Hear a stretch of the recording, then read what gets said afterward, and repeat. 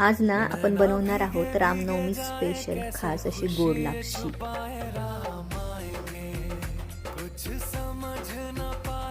तुपामध्ये सर्व ड्रायफ्रुट्स भाजून घेतले।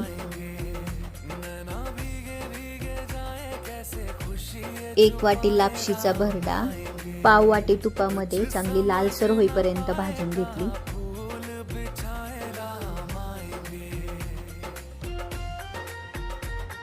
त्यामध्ये लापशीच्या डबल गरम पाणी किंवा त्यामध्ये थोडंसं तुम्ही दूधही वापरू शकता। लापशीच्या 3/4 कप गूळ म्हणजे पाऊण वाटी गूळ, इलायची पावडर। आता याला चांगल्या 2 कुकरच्या शिट्ट्या काढून घ्यायच्या। मस्तपैकी गोड अशी प्रसादाला लापशी तयार। व्हिडिओ आवडल्यास व्हिडिओला लाईक, शेअर आणि सबस्क्राईब करायला विसरू नका।